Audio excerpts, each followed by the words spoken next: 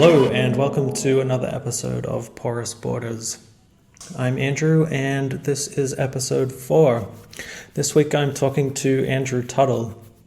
Andrew is a musician from Brisbane who works primarily with acoustic guitar and banjo and electronics.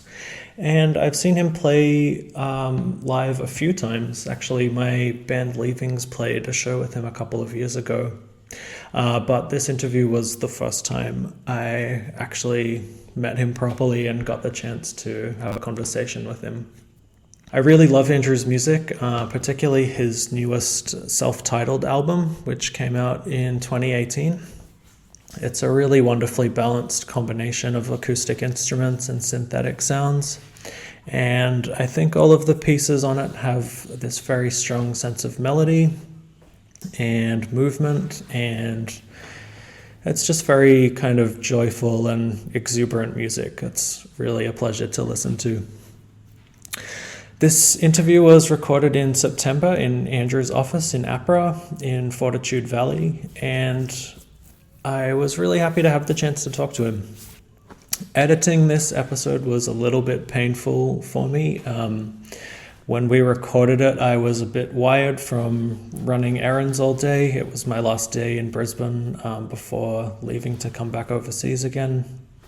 And I had just drunk a cup of coffee. And so you're going to hear me say the word yeah a lot in this interview. This episode of the podcast is going to be the last one for 2019. I'm going to be taking the Christmas and New Year weeks off in order to focus a bit more on a couple of other projects I'm working on, and I should be able to tell you a bit more about those in the new year.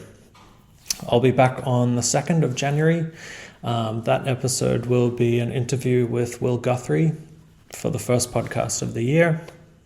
And after that, I'll be switching the schedule so that the podcast comes out on Tuesdays rather than Thursdays. So you can expect the following episode on the 7th of January, and then it will be every Tuesday from there on out.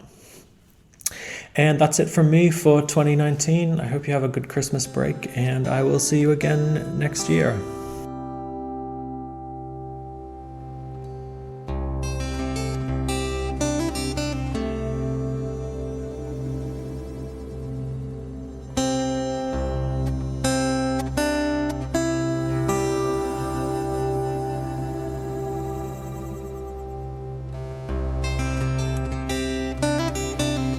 Yeah. How long have you been in Brisbane? Did you grow up I here? grew up in Brisbane, Yeah. so I grew up here. I've mostly lived here except for I spent about 6 months in Berlin when I was 20 and 2 years in Melbourne, probably like 12, 15 years ago. Okay. But apart from that, like I've just, like born and bred and like continue to love Brisbane. Yeah. So, yeah. And when did you start doing music here? I probably like first in high school bands. So Okay. like would have been like 'cause I'm 35 now, so it would have been like late 90s, early 2000s. So it was just like played around some like shitty high school bands, and then kind of my first real band, so to speak, was like a couple of indie bands in like 2001, 2002. Okay.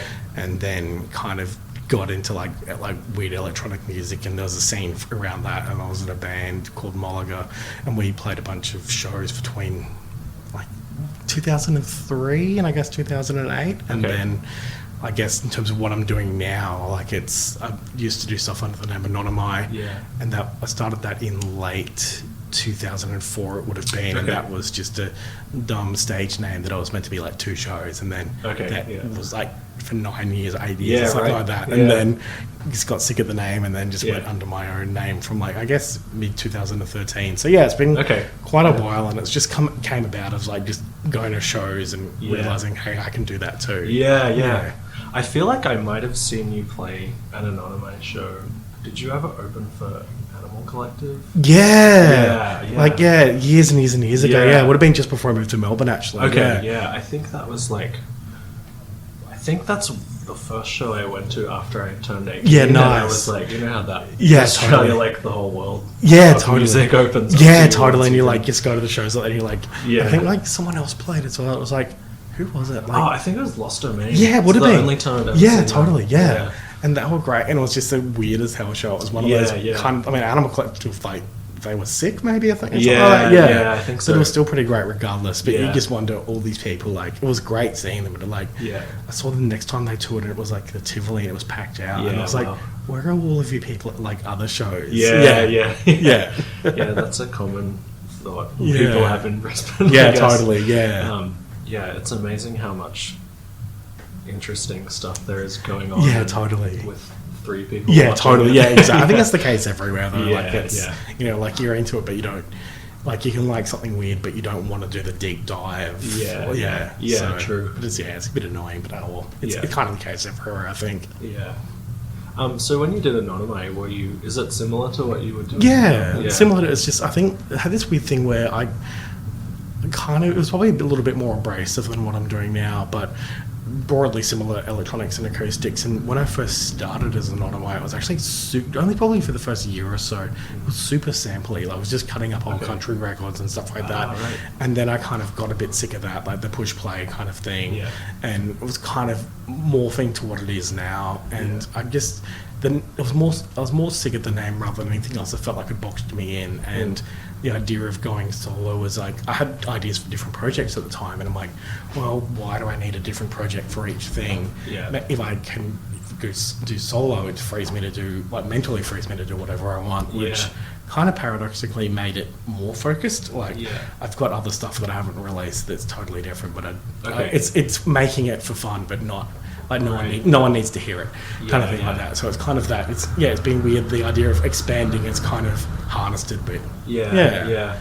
So how many records have you done now? It's quite a few, right? Yeah, a fair few. So I guess the Anonyme I did 3 full lengths, and then, like, you know, splits, and, you know, like little tiny, like when 3-inch CDs were a thing. That was like those, and it's just nice little splits and compilations. And solo, I've released 3, and again a couple of EPs, and, you know, like compilation tracks. So and then a new album. We finished a new album back in May that'll come out sometime next year. So cool. Is there a plan for that coming out? I've just got to figure out the logistics. It's just like label side of things as well. So Lawrence Room 40 is always really supportive and great, but the great thing about working with Lawrence is he's also like go and explore the wider world as well. So it's kind of in that stage where do I do it again through Lawrence, and like he's been a mentor of mine for so many years, and he's great and wonderful, but there's also maybe some like overseas labels who are interested, and it's that kind of balancing. So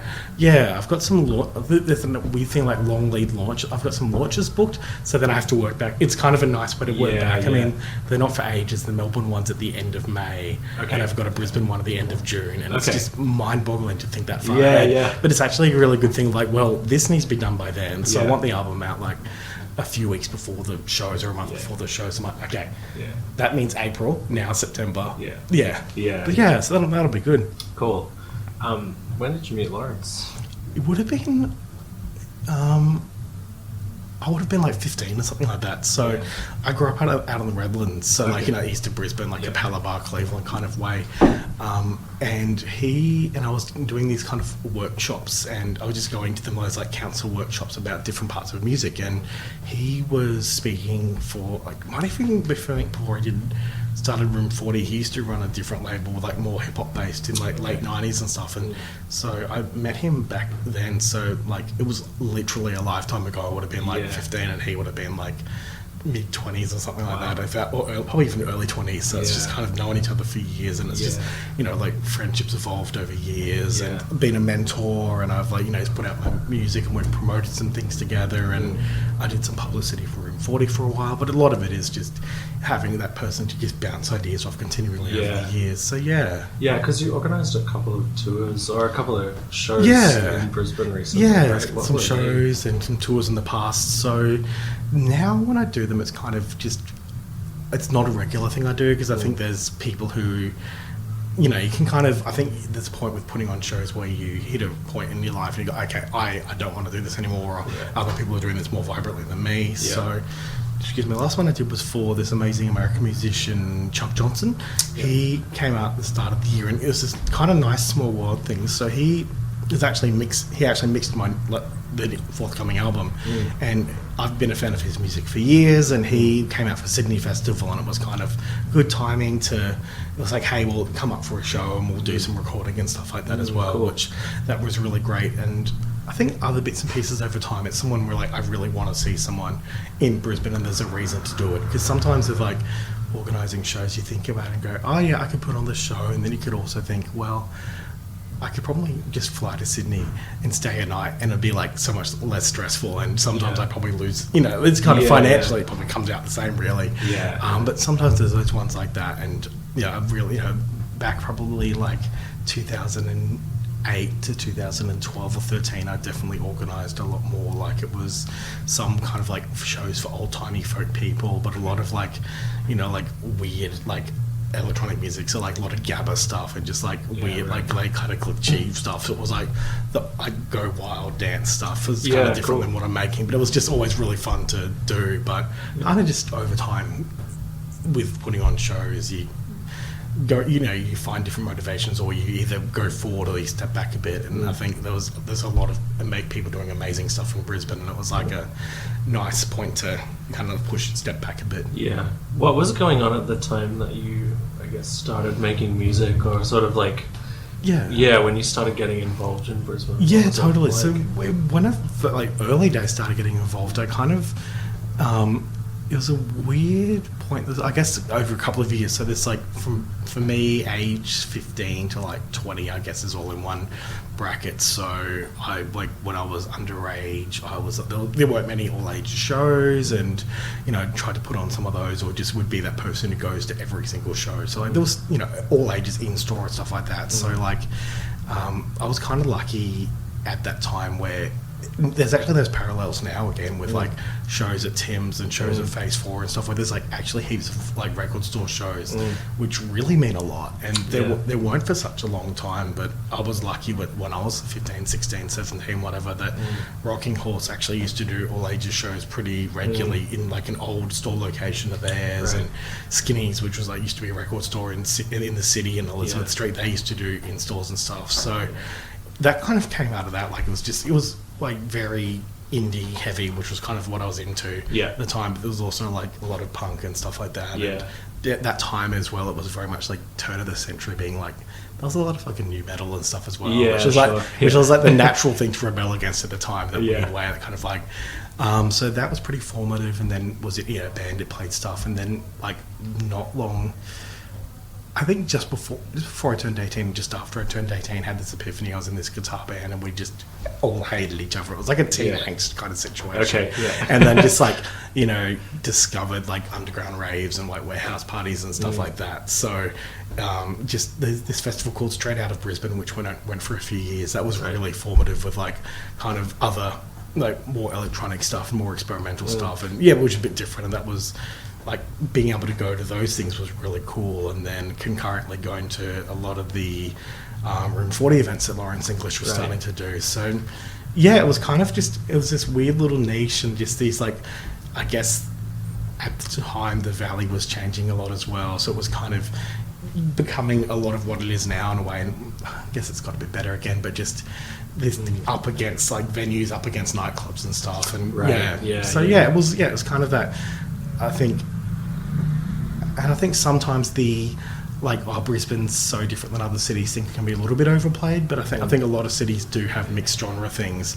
I think that's not a uniquely Brisbane thing, but I think what is always been really good about Brisbane is Brisbane's been, I think it's a natural thing when you leave here, and you might realise that when you're travelling other places, it's not like this, and it's that kind of I've always found it to be a very nurturing kind of community. When I was in Melbourne, I was talking to some friends originally from Brisbane, but who have been there for a long time, and they were all saying like, "Oh, it's so like siloed here." And like, everyone plays in the same scene and plays in 4 bands, but the bands play to the same crowd. Yeah, totally. And I think that's part of the size of somewhere like Melbourne. I mean, that's where you can, and I don't think that happens here so much, but I think it maybe happens here a bit more than it used to. And like it's frustrating, but it's also the sign of a larger scene. I mean, that's the thing about Melbourne. You can go to so many different shows. Yeah. It's not like where, what Brisbane maybe still is what it used to be in, like, say, a smaller city again, where, like, if you don't get many shows, like, of course you're going to go to every show. Like, if you're living at, like, Adelaide, or if you're living in, like, Newcastle or Gold Coast or whatever, like, anything that's, even though they're healthy, it's like anything that's remotely interesting to what you do, like 3 degrees of separation, like, of course you'd go. Like, even if you, like, don't like metal and there's, like, a metal show, like, you'd totally go along, or if, like, you're a metalhead and people like electronic music stuff, you'd go to it because what else are you going to do? Like, that's the first, like, gig you've got for a while. But when you've got so much else on, so many different options, it is easier to kind of silo, I guess. Yeah.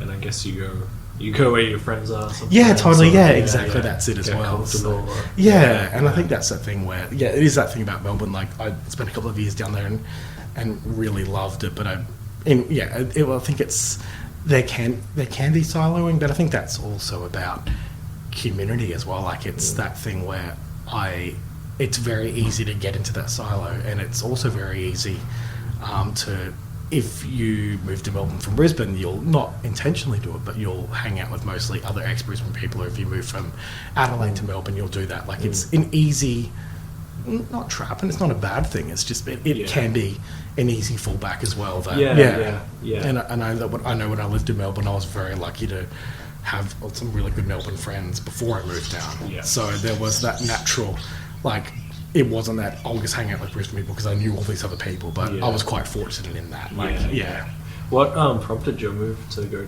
down there? I was just bored up here. Like, it was kind of, I was bored up here, and I was like 21, 22. I'd just finished working on some interesting creative projects. Like, their time was done. And a bunch of it was that weird thing, having just said all that stuff, like, a bunch of my close friends were in Melbourne as well. So it was that, like, I moved to Melbourne from Brisbane. So the combination between having Melbourne friends and having Melbourne friends, and being 22 and not really having any responsibility, was like, cool, okay, bye. And then kind of that's what brought me back as well, that, like, I loved living down there, but again, being early 20s, and I was working like a full-time job, but I hated it, but it was like decent money for the first time in my life, and it was that kind of like, but then going out and like helping the local bar and like venue economy way too much. Like, it was like, cool, like, and that's the thing about a bigger city where you can just go and watch great music all the time, but I was probably gigging a lot down there, but I wasn't really pushing myself. And I loved it, and I've got so many close friends down in Melbourne, but nothing was keeping me down there. So I kind of, again, just moved down there on a whim, moved back here on a whim. Cool. So how long have you been back now? It's been ages. Over a decade. So I moved back in 2008. So like 11 years, or 11 and a half years, which is kind of wild. And when you came back, did you kind of start playing again straight away? Yeah, pretty much straight away. Like, I'd been coming up a bit in the lead up before I went. Like, I'd kind of been up every couple of months. It was every month or so in the few months before I left, before I came back, to kind of get a feel. So it was like, there was just some nice little communities around there. Like, when I came back, it was probably, I wouldn't use the phrase peak, but it was like when Audio Pollen Social Club at West End was doing a lot. There was like weekly stuff happening there, and that was kind of one community I could go back into and do stuff there in a pretty open way. And my other kind of communities back here. So I hadn't been gone so long that it was like, having to really make those connections again. Like 2 years or whatever is not a long. It's kind of a blink in the eye, so to speak. So tell me about Audio Pollen, because I have this weird thing where I lived in Brisbane when it was going on, and I had no idea about it until I left. And then it's like this legendary thing where I think a lot of people who play quite a lot now started playing there. It's kind of one of those things. So it was I don't know how it lasted as long as it did, but it was at West End. So it had a few iterations, but the original iteration, which was the main one for me anyway, was at the loading dock behind the Forest, like, vegan cafe and like a fruit shop, and it was kind of this weird like loading bay there was never really anything in there, which was weird. So they kind of, it was like forgotten land essentially. So it was just kind of set up at this stage. It was a PA was set up and packed out every Sunday night, or maybe it was I feel like it was every Sunday, but either fortnightly or weekly. But it was just the consistency of having this cool little pocket, and for quite a while it was BYO. I don't know if it was BYO forever, but it was BYO for quite a long time, and like $5 to get in or donation entry or whatever. And I think it was just the consistency of it, like not like creativity wise. It was something you'd at least be interested by something each week. Like it's not that you like sometimes you go, this is amazing, this is wonderful, and other weeks you're like, well, I never want to think of that again. But it was actually it was thought provoking. It was the fact that it was every week. It kind of built a bit of a hub around that. So, and I think that West End and even like a decade ago was a bit quieter than it is now, and that helped. It was still close, but it wasn't like you could get home on a bus easily or just crash with some friends or whatever. And and like I guess for me it wasn't formative because I guess by then I'd been making music for a few years and I'd had a bunch of stuff and I had a really great time, but it was I think it was really invigorating. But I think for a lot of people it was really quite a formative kind of place. You traveled toured overseas a lot, right? When did you start doing that? My first tour, overseas tour, was I was wildly unprepared to be traveling. It was late 2004, so it was when the reason I first started doing Anonymai was I was traveling essentially with my girlfriend at the time, and we were planning to move over to Europe, and she was in a band, they did a bunch of shows, and I just tagged along for support because I was traveling anyway, so I may as well do that. And then so that was that, and that's where I spent the 6 months in Berlin after that. And that kind of didn't work out, but then we kind of hit a touring bug from there, so I did some shows over there. And then I think the next Europe tour I did was probably I just after I moved back to Brisbane. Actually, it was this very nice kind of coming back to Brisbane, making my actual connections, being able to do a week of recording in the Netherlands, and also got onto a couple of small festivals and going to a friend's wedding. This all happened this nice 3-week period, which was kind of great. And then I think focused a fair bit on just domestic touring and stuff like that. I was lucky enough to get a few little grants for domestic, for proper domestic touring, so I could go to places that I wouldn't otherwise. So, you do your usual Brisbane, Sydney, Melbourne, Canberra things, but funding. I was able to get some funding to do things regional and go to Darwin and go to Perth a few times, where it's hard to justify otherwise. It's ones where if you're going to and I love going to those locations, but if you're going to drop $1,000 on airfares, that's halfway to Europe, or that's halfway to America, or that gets you to Southeast Asia and back. Why would you want to go? And I love Adelaide, but why would you spend that money to go to Adelaide or Perth or something like that? So I did that, and then the last few years I've been lucky to do a bit of touring and traveling. So the States I went in 2014, but that was playing under my own name and working, my day job was in a music job and stuff like that. I wasn't going to play shows in a country where I could get deported, and that had really messed me up. But I was able to do some recording with some friends in Baltimore, and then I've done touring in 2016 and some residencies and touring last year, 2018 as well. So it's mostly been self-booked, which is a hassle, but it's it's kind of fun. It's just the weird touring routes that it sends you on, and which is kind of which is really fun. And then last year was probably my biggest tour, and that was a fairly straightforward supporting another band on their whole tour, and that was really fun. But it was a different kind of thing where it was that relentless. It's probably definitely the most relentless tour. But the first time I'd done one of those 16 shows in 20 days kind of things. Right. Who was that with? Riley Walker. He's this amazing, American, singer, songwriter, kind of psychedelic, a bit folky.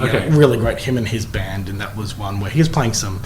It was interesting to get that perspective on him on different levels, because he's released a few albums on Dead Oceans, which is one of the Canadian things. So the UK shows were fairly big. It was playing places like the Zoo equivalent in every city in the UK. So it was the London venue was 750 people and stuff like that, and then you go to somewhere like Spain where it's still a fan base, but it's smaller venues. It's Black Bear Lodge kind of size, or maybe Foundry, but it's half full kind of thing. So it's interesting having to adjust every night between not just a different audience every night, and there's just that thing of it's adjusting different venues as well as different cities and things like that as well. So that was really cool. And I don't know if I love touring like that. It's definitely some people are real gig dogs and want to tour every year. And I think I didn't mind it, but it's not really my jam either. Yeah. Did you find like Americans tour like that? Yeah, well, that's the thing. They just get in the van and and my concession was because I do work full time, and that was pretty much my annual leave. Where my concession was, well, I'm going I'm going to stay in nice hotels every night. Every third night was very I don't want to slip it and sleep on a couch and stuff like that. So it was every 2 out of every 3 nights I'd stay in like an Ibis or something like that. But on the third night I'd make sure to stay somewhere nice. And even though you're not there for long, it's kind of like I don't need to exhaust myself. Like I'm coming, I was working in Sydney the day I flew out, and then I flew back in at 6 o'clock on a Wednesday night, and then came back to work on Thursday and stuff like that. And that's my choice, and that was good to do it that way because it it was also the end of the year it worked out well, but it was because the nights I was playing they were toured for 5 weeks, and I just jumped in at a certain point where it made sense to. And the nights where I wasn't playing, they generally played every night. It was festivals and stuff where there was a few gap nights for me because it was a few festivals where I wasn't on the festival bill, or I think at one stage they had they had a few late notice shows where the fee for me was the fees were pretty small being a support act and stuff like that, but it was the idea of driving through France for a Monday and Tuesday night bill, which made sense for them but not for me. I'm I'll just fly to London from Spain kind of thing. And but it was cool. It was I like to do more touring, but I enjoy playing live, but I don't love playing live. So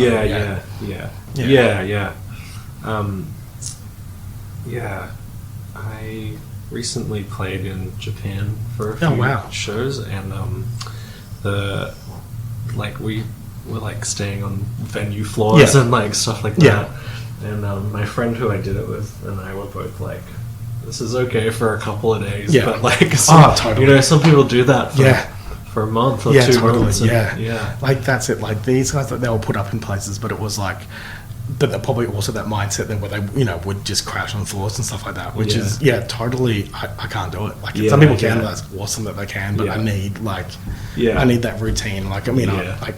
It's kind of weird. Hotels are soulless, but they at the same time it is having that few hours to yourself is really good. Just to think about the shows and to think about the next show that and also if you've had a really great show, you can have that little bit of time and sleep in, and if you had a bit of a shit show, it's actually a good way to decompress, because some shows and tour went great, and sometimes some tours here, little tours here, sometimes things go well, sometimes don't, and if you don't want to talk to anyone, if you need a bit of time to yourself after a show, just chuck, because every place when you're touring overseas will have CNN or BBC or whatever, where you just have that hum so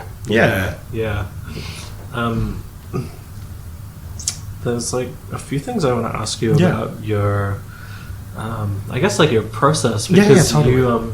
you work pretty fast, I think, or you seem to it's in bursts. So but you just record out of home, or kind of varies. Mostly I do. So the way I've mostly worked, and the last album's a bit different, but the way I've mostly worked, both it's kind of two different ways. So I record again in bursts. I don't it's not every day I make music. In fact, I'm really slack like that sometimes. Sometimes I'm really good, but if I don't have a purpose, it's not I'm necessarily just jamming at home all the time. So when I am doing stuff at home, it might be a case of I might record a lot of stuff in Audio Mulch, which is the software I used to play live, and a lot of things. It's not an editing software though, so I might record an hour of stuff and then listen back, and there might be actually on previous albums there's been pretty much wholly formed tracks, just improvisations that I've edited down, but otherwise it might be a case where I'm there might be 20 minutes and there's 3 good seconds in there, and sometimes editing and building those bases and stuff like that, so it's a kind of a lot of that process. But I figure, I've been fortunate enough to get a few rounds of funding for different albums, and that's been a good way to push me, and then just my working processes accordingly. So with the album, most recently released album, which is the one I self-titled one I did in 2018 on Room 40, that actually came about as a result of some funding I did, and I went to the studio in Stockholm and I had 2 weeks of recording in this studio, and it was cool. But even that was like, I didn't have an engineer. It was like me just having some synths and messing around and stuff and recording everything separately. And then kind of after that album, thinking out an album and listening back, realised I really didn't. And then kind of coming back home and then editing tracks again. So usually it's self-engineered and self-mixed, and I was fortunate with and that's how I've done most of my stuff. And with the most recent album, I was fortunate to do it in a slightly different way. So in the past, it's a case of I'll sometimes have some like songy songs, but they've come out of improvisation. So the tracks on the album I can't necessarily replicate live, and some I can, but it's come out of that process. So the most recent one, it was the other way around. So I was actually had a little bit of funding and money to go to so I wrote everything first and then took it to a studio just for the tracking. So it was nice to have good mics on my like banjo and guitar and stuff like that, where usually I would just DI or just like put it straight to the sound card and play around with effects from there. So it was nice to actually have 4 different mics on an instrument, and then have songs and then take that home to process. And then I'd go back in the studio and do things like that. And some of the most of the upcoming albums vary like based on the songs, but some it's just this song I brought in is the song that comes out with various embellishments. But some I went in and recorded tracks and I realized, I really don't like this song anymore. I'm not I don't particularly love my take on that track. So that would be one where I've pulled it apart and like it sounds, it's a lot more processed, but it came from the song rather than the song coming from the improvisation, I guess. So I was going to ask you about how much of your stuff is written as songs.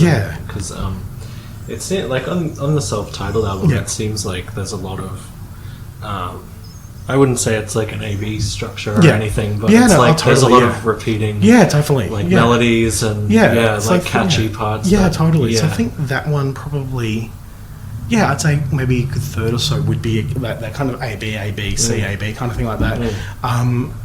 And then about, I think a fair bit of that improvised as well. So there's, so the newest one probably that will be out next year will be the biggest difference for me, because previously it has been, various albums have been, it's been lots of editing, improvisations and happy accidents and things like that. So I think over time it's generally been more more pre-written and composed ahead of time, and maybe the next thing I do after this might be a total free improv thing as a reaction to that. But I feel like having, and even in terms of live shows and things like that, I kind of there's a fair bit of the way I've structured it the last few years is there's the tracks, and then there's enough flexibility in those to be able to give them space, and then having interludes and things like that where it kind of allows me to improvise live, but knowing where I am and where I need to get to has that kind of loose road map, which I think keeps it free enough. So the studio you recorded in Stockholm, that was EMS, right? What was it like going It's there? pretty great. So they've got this different it's pretty great. It's very Swedish kind of thing. It's very you have to get yourself there and put yourself up and stuff like that, but the actual studios are free. Right. So you book in, you apply, and there's a process in that. But it works on dates and stuff like that. So they've got 7 or 8 different studios there. So I'd actually based myself in one. I probably should have gone to a few other ones in the time, but there's a bit large kind of studio with a massive Buchla synth, and there's one with a Surge, and there's some more ones about stereo quad setup, and there's an 8-channel and a 16-channel, and then there's a few just little mixing desk spaces, and it's just really it seems like they've got staff to help you with technical stuff and then leave you free reign. So it's pretty great. It's definitely it's one of those just 24-hour spaces that you book in what you want. And for that particular trip, I wanted to do I generally did a 10 till 6 or an 11 till 7 day kind of, so I could sleep in a little bit, but and then you'd have those times that overnight you go, actually cool, well I can see that this is free from overnight, and maybe I'll just go into for 2 hours or whatever. It was cool. It was a really cool space, and it was a really just interesting being in this it's almost like a laboratory kind of like there's like all these different studios and you just met different people in the, like the break room and stuff like that. So it was cool. Yeah. Did you use anything that was new or like took some figuring out? Or the booklet. I just and that it was weird actually going into a studio with a modular synth made me realize I don't really enjoy modular synthesis. Like it's kind of I guess I use patch stuff in my live things where it's different effects, but I like having it like I like having something rooted in melody. Like like the booklet didn't have the keyboard on there kind of thing. And that's that kind of worked to a degree, but I think and that's kind of stuff where it was interesting to make that where I did this really modular album that I thought I'd finished it, took it home, and then I just actually realised, again, having Lawrence some of these discussions, that gentle nudging, that maybe I didn't need to release that. Like, is it more processed than album? Like, is it project rather than anything else? And going back, actually, I wouldn't listen to this if it wasn't me. Like, just kind of disassociating myself from that. But having that freedom to go, no, like, I don't need to. Like, I don't need to release this.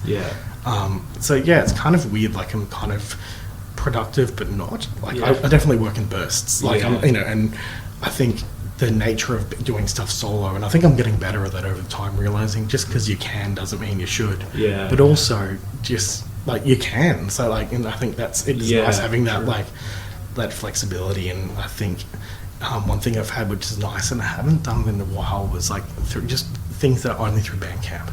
Like you have your things that are all like your proper albums, your proper releases that are, like you have physical copies of, and you put on Spotify and Apple Music and Bandcamp and everything, and that's great. And that's where like your casual music listener or your like, fan, friend, whatever, that's what they'll listen to. But it is great having things where like Bandcamp's a way to like just, promote your proper stuff and share your proper stuff with the world, but also like, here's the thing that I think's good, but I'm not willing to put this time and effort into it. Like mixtapes or things like that, where it's this is some stuff I've been doing, but there's no context really. It's like this didn't quite make an album, but I like it, but this is the only context it'll be on. So I love those like those Jim O'Rourke Steam Room releases. Like I feel like without Bandcamp, there wouldn't be like the right platform for those wouldn't exist. But they're such nice. Like, I probably only listen to them once or twice every time. But every time one comes out, I'm like, exactly like that. That's it. And it's just like for him that I make a bit of money as well. And it's also a way that like for people who freaking got a certain profile, it means they can kind of get this money directly, where like albums directly and stuff like that, which is great. But I think it's also that it's not like to be in the canon, kind of more broadly speaking. Like you can do Steam Room, and it's like for people who really want to listen to like him, they can do that. But I mean, like for like it also just means you can just upload it and then it's ready. Doesn't have to think about it again, right? And then I think maybe that's not what the way he wants to introduce people to his music through there. If you go through Spotify, it's things like that, and having a Steam Room is like Bandcamp is like, this is people who have to be searching for you specifically. I wanted to ask you a little bit more about Brisbane. Totally. What I guess what you like about living here and making music here.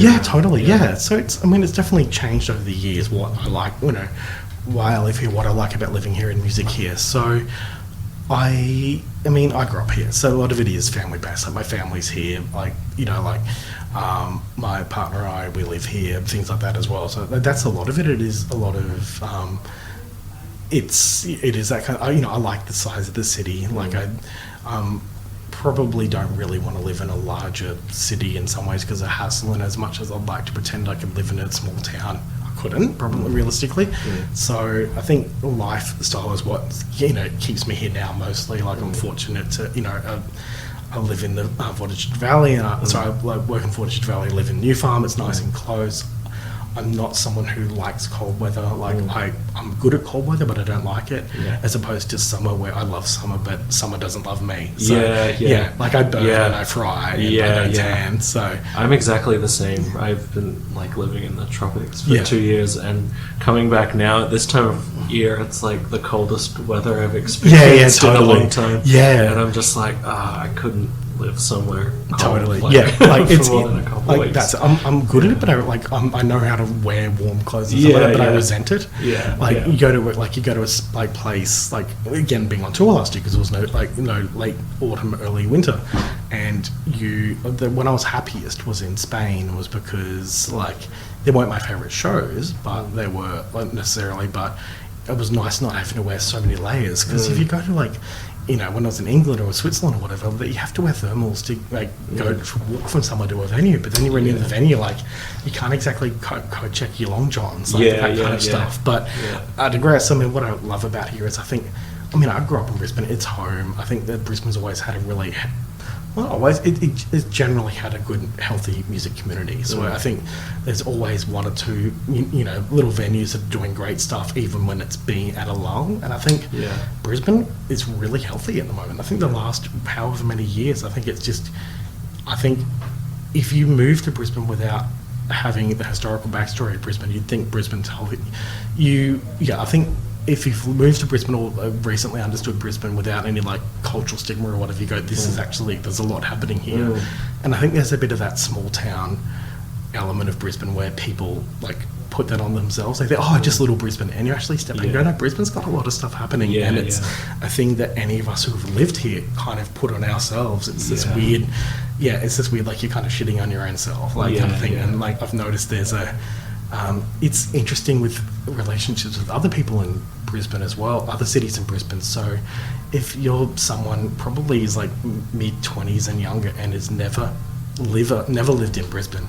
So like I've been in Brisbane for some of you, like, Brisbane's great, there's so much stuff happening there, but it's like maybe 25 and older or whatever, and living outside like Brisbane, these antiquated notions of Brisbane. So you're like, Brisbane's a small little town and stuff like that, or Brisbane's music community is not that big, and it's a bit weird. Like it's kind of internalizing some issues and stuff, like I think the other thing I've always found, it's a broad stroke that's definitely not applied to everyone, but I feel like some of the most anti-Brisbane sentiment is from people who don't live in Brisbane anymore, and I totally get that. It's not always been an easy city and stuff like that, and it has been quite conservative over the past, but it's the need to prove yourself in one city can sometimes, like, you don't need to like you don't need to like disavow one city to prove that you're in the city, so I found that bit when I lived in Melbourne where like it was never Melbourne people ripping on Brisbane. It was just ex-Brisbane people who've lived in Melbourne for years sometimes. And I totally get that. But I think I like about Brisbane, it's growing up. I think it's a little bit more fragmented musically than it used to be. But again, it's that thing we were talking ages ago where Melbourne is like that because there's so much. Like it's not like you go out like any particular night in Brisbane and go, there's only like one venue or one gig a week. There's heaps of shit. Not, and I can be, it's because I'm older now, but it's also, and because like I work in music and I'm very fortunate to be, between my whole life is music. So, but it means maybe there's not that zest to go out every night where there maybe was 10 years ago or something like that, but there's so much more. Like there's so many venues, whether it's in, talking about this earlier, there's like the Valley, but there's also West End, and there's things like the Wollongabba and all the things like that as well. So but I think so I think I like living here. It's still affordable-ish. It's not cheap, but compared to Melbourne and Sydney, it's cheaper. There's a lot of amazing music over here over the years as well.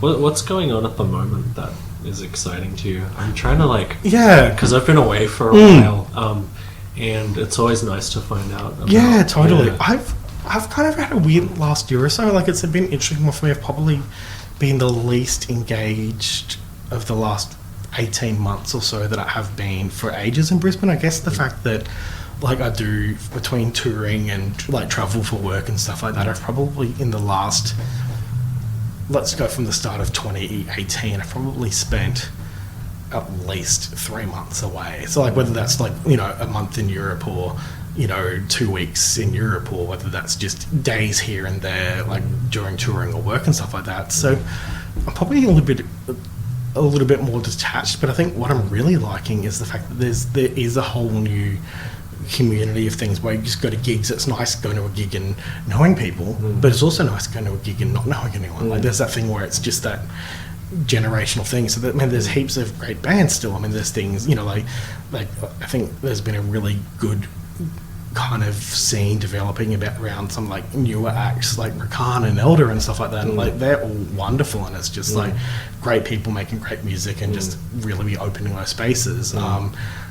Thinking back, talking before about a country practice and you know like kind of groups around that orbit as well, and still also seeing people who have been doing stuff for ages as well. It's great seeing new acts, but it's also good like you know, I know Scraps moved to Hobart earlier this year, but just having some, you know, seeing someone like Scraps develop over the years is great, and like Brainbow and things acts like that as well, where it's just that kind of development, that mix between old and new. And like I like going to a gig where I might go to because Primitive Motion are playing, because I love them and I've seen them however many times over the years, and also going, actually there's this newer act as well, there's these new bands as well, and whether that's like a younger generation, or whether that's like people who are, you know, 10 years older than me and stuff like that as well, this new it's kind of nice having like this relevance deprivation syndrome almost, where it's like I still go to shows and I still catch up with a lot of people, but there's still so much that I'm not keeping track of. And I think it's a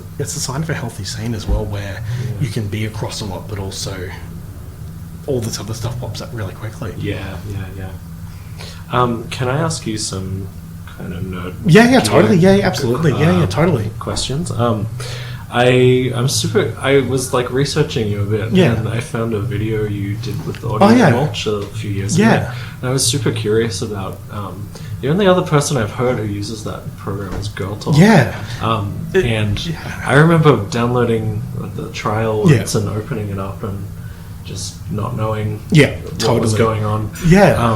But like you were saying,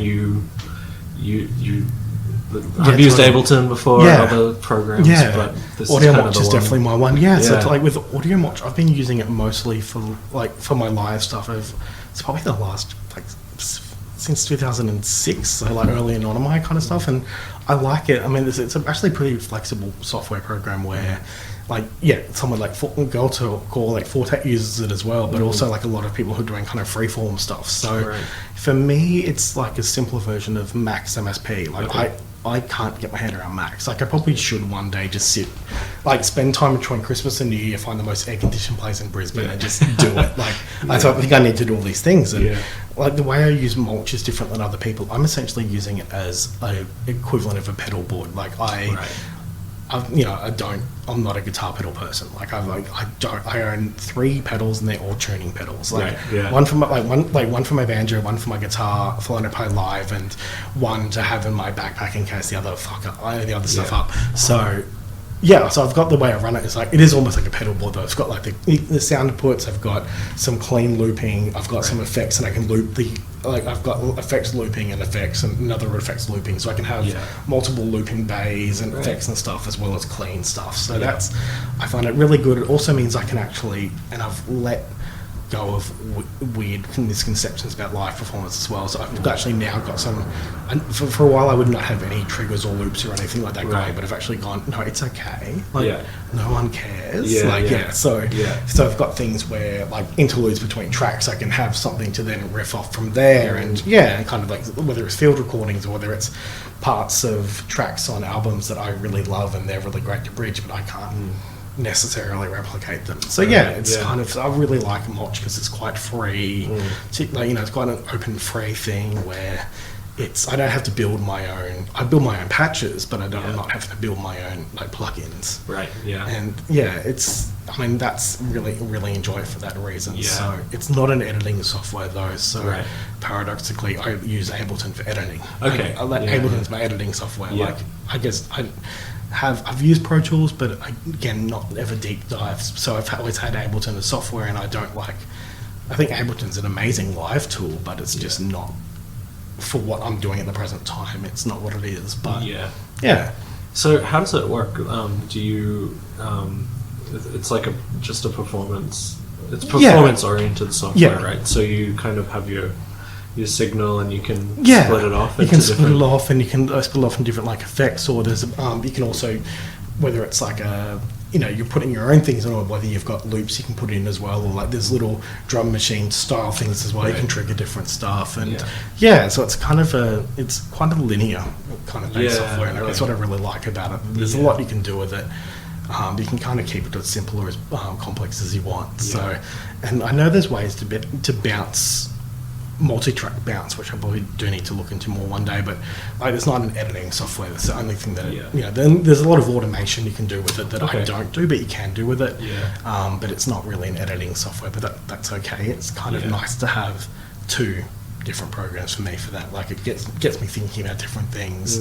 Although sometimes it is that weird rendering, particularly on the new album where I recorded in the studio, mixed down the guitar track, for example, the banjo track, and then I'd put that into Mulch, and then I would like play around with that, and then I'd put that back into Ableton, and then have a listen from there, and I might bounce a clean or like effective track back into Mulch. It was like kind of weird. It's it's like almost like a no input mixer, but it's just like two. Or like a modular thing, but I'm just like having to open, like continually render files and hopefully naming them properly. So like, Is looping something you rely on a lot in your a fair bit, I was kind of curious about that because you like, you don't really, watching you play, you don't really hear this is a start point and this is the end point of the loop, and that's like a really big like trap I think you can fall into, like just playing the thing and building something else. And, so and that's the great thing about Mulch. I really have, it's a real flexibility about it, because that's why I don't have pedals, because I would need, if I had a pedal, I would need to do that. And with Mulch, so I've got a clean one where I put the clean input and I've got up to 16 channels of a looper, and like I can it's not like I can just start that as well as go, and I can continue to build it over time. But I've also got the effects ones as well. So I've got 4, and I've limited it to 4 just because it's the way I like to do it. I've got 2 lots of 4 effects channels as well. So again, I can build that up. But it's about it's kind of a bed for some of the tracks as well. I mean, that's the thing about the loops, it's different points. So sometimes it's just to have in the background when I'm like playing over the top of, or sometimes it might be about building something and pushing it back. So it's definitely not like, I think that is a conscious thing I'm trying to like, it's a means to an end. It's not like the loop. I mean, I could do the things without the loop, or I could do things things like that as well. So and the synth is a big part of your performance too. Not so much. It has been up until probably about the last year or so. I guess this album where was actually really, again, this thing of doing an album that was based on modular synth, it was actually turned to the most least synthy thing in ages, because like, not a reaction against it, I really enjoyed it, but it was like, there was this weird thing in the studio in the Netherlands. So I did this in Sweden, where I was touring with a guitar and a banjo, and the banjo was a big part of what I do. The guitar was like more just, it's something I have less of my banjo set up now, but it was pretty unpredictable at the time. So there was times where it sounded like shit because of a particular venue. I would just use that instead. So I had my guitar got lost between, like, on just a small little direct flight, and it took days to come back. And then I actually just really was pleased to see it days in that the album way more guitar-y than about the last few had been, and it absolutely wouldn't have been, not for the fact that it had got lost. Which is really weird, and then that kind of built from there. But like, I love synthesis, but I mean, playing a synth is not something I'm enjoying so much, but that's I don't know, I think I'm really enjoying the strings part of it and like affecting from that. But it was, I think it's that point where trying to do too many things at once, and maybe that's one where I let that go a bit. But like, it's still like, again, the synth stuff I do at home, but it's not. I don't know. It was interesting, I guess, touring the last year or so, between doing a bunch of shows here and done to do some slightly bigger supports and stuff like that, and doing this big run of shows in Europe. And I didn't bring the synth for that, but it's like over the time, it's that relationship with playing live, like, because I've been playing music in various versions since like I was 16 or whatever, and like, that's 2 decades, and I've been doing what I do for the last quite a while. It's I'm wanting to, it's that thing about how you make music. Like, I'm one that, like, I like making solo music, and it's nice to collaborate with people sometimes, but I'm not someone who needs to be in 4 bands. Like, I like making music, but I work full time, and I like having a life as well. Like, I want to go and see music, and I want to go and, like, also just hang out at home and relax and look after myself. And like, so I guess going back, it's just the case where, like, how I make music is changing. So I want to do, like, I'm a bit more conscious of now, like, making something that's still what I want to do, but like, the people will enjoy enough as well. It's not like I'm going to do this to make people, pleased or whatever, because it's pretty niche what I do. But like, I want it to be a decent enough, consistent enough show. Like, I want for my solo stuff that even if it's for me, I'm not happy with the show, at least I know that it was okay. Yeah, sure. So, and that gives me a lot of room doing it that way. And I think getting rid of the synth and just focusing on the other stuff allows me to to have the better floor at least. And Cool. Are you self-taught with your recording? Yeah, which there's particularly the recording side of things. Like, I got some guitar lessons when I was younger, but I mean, recording and stuff definitely, it's a lot of error, trial and a lot of error. And it's just thinking about things like that. Animal Collective show we were talking about ages ago. Yeah. My case that it was like, I didn't even have a sound card. I literally just got a guitar and put a jack into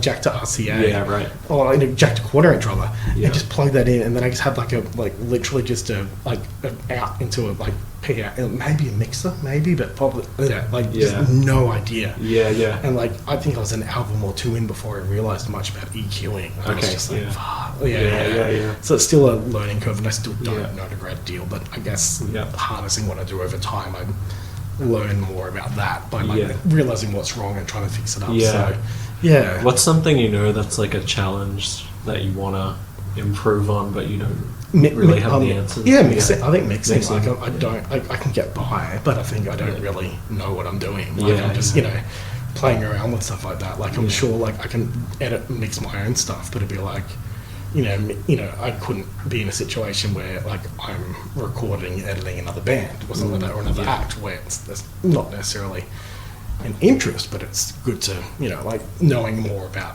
upskilling sound design and stuff like that. Yeah, cool. There was something I wanted to ask you, but it's slipped my mind. Oh, good. Do you? I guess. Oh, we were talking about the new record before, but do you have anything coming up that you want to plug or I think it's more not necessarily coming up. It's just it's more I'm looking forward to next year. I think there's going to be maybe a few little shows to end up this year, but it's next year. Definitely, looking forward to sharing a new album and doing some touring around that. I've been enjoying, and it's that interesting thing with the way you perform changes over time. Where there's been times in my life where I'm I'll play any show and I absolutely want to do anything, and then there's other times where it's actually, it's kind of setting your own boundaries, and that's it's been an interesting one, setting my own boundaries, because it's that what I need to make it a good show versus the amount of people that would come to see a show to make it worthwhile. It's that kind of, it's that interesting balance there where it's kind of wanting to have, to make it a good show for me. I've got video set up now, which is great. And that's nothing too big, but it's nice to have. And, needing 20 minutes between, or half an hour between things to set up, just or at least set up before and do a sound check and stuff like that, just so it's nice for everyone and it's a better show. So it's kind of, I've kind of been trying to limit what I do, because every time, whenever you get asked to do a show, I want to do that. This sounds like a really fun show. I want to do it, and I want to hang out with these people, and I want to see some stuff and play to some new people. And just trying to get that balance between that and will I actually enjoy it? Would I rather just go to the show? It's that kind of thing where with putting on shows and stuff, I've realized sometimes it's you know what, this person's coming to Australia, instead of if no one else is bringing them to Brisbane. Sometimes it might be in the past, I'll bring them to Brisbane, and now it's well, actually, I can just go and see them. But then, having said that, it's I'll just play another show. So I think nothing to plug at this time, but I'm looking forward to 2020. Yeah, cool. Yeah. How do you do the video stuff? Is it just live? It's live. I just released just a iPad or USB, so it's not live video. It's just it's loosely synced, and that's what I've really been enjoying as well. Where it's not down to the second, but the first 8 minutes are related to this track, and then when it changes, that's when I'll go to the next thing, and that's it's almost racing against the clock in some way. So I know that I'm at 7 minutes here, and I need to get to here by 8 minutes. And that's where I enjoy the most, and that's kind of the most stressful as well. Where it's I'm looping, so I'm not stopping while I'm playing, and that's that kind of the interludes, and that's the times where I get to improvise the most. And I've got myself into this mess, and I feel that's actually a really good way to for me to focus, because sometimes you might just get stuck on a thing like, this sounds really good, or actually I'm bored with this, and it's like, if I'm doing a show, let's say it's set for 30 minutes, there's part of me probably towards the shorter, like I'm probably more like, I'm a bit whatever with this, like I'll either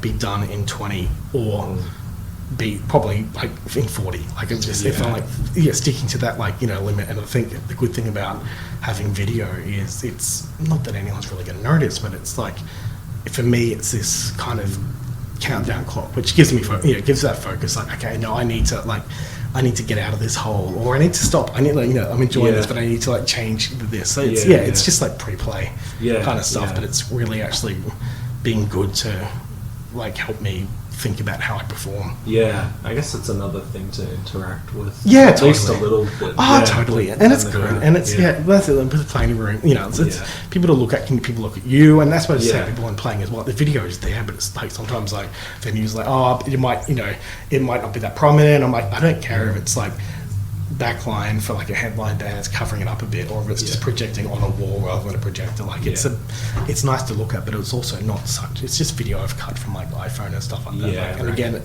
I can do what I do. It's not like I'm amazing video editing by any means, but I know what works for what I'm doing.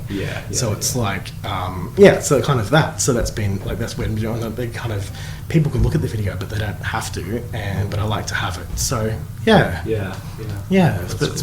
a nice little crutch to have as well, where people can kind of I feel like it kind of made me a bit better at playing live, because I feel like I'm more showy now than I would, but because I feel less self-conscious about it. Like, people are looking at me, so I'm not like, I don't feel like I need to it's not like I can make dramatic flourishes and stuff like that, but I'm a bit more engaging with people as a result of having this thing that takes away from it. It's always a challenge with computer-based stuff, is that it's not the most interesting thing people to look at. And then it's like, and then sometimes you get the thing where like sometimes I try and hide the computer a bit. I'm like, no, I actually need it to like there's a point where like there's a balance between like getting at some people like can just look at this, but maybe like I want to be able to have it's that kind of I don't want to deny it, because it is a large part of it, but it's a balance to what works for you, and also like if you're making people listen to your music, or they're coming out to see this thing, whether it's for your show or for someone else's, they're like,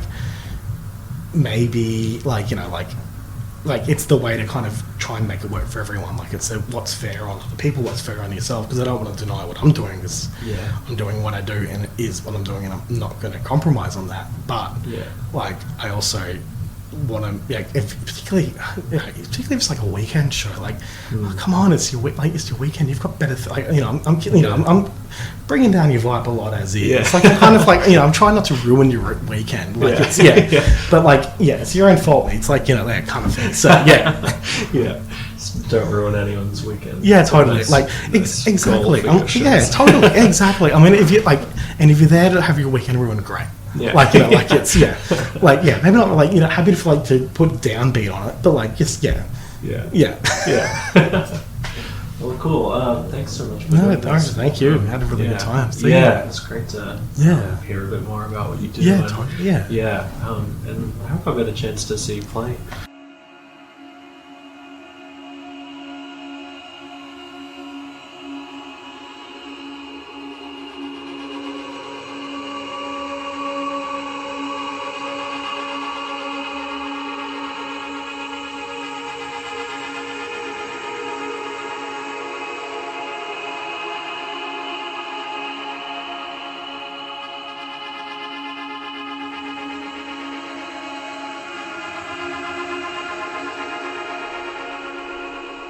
Thanks for listening to this episode of Porous Borders. If you're interested in exploring more underground music from the Asia-Pacific region, you can check out my YouTube channel, Concrescence Records. You can find the link to that in the show notes. If you like the podcast, please subscribe, rate, and review in the iTunes store. If you have suggestions or feedback and you want to get in touch, you can email the show at porousborders@gmail.com. You can also find me on Instagram at ANDRWMH.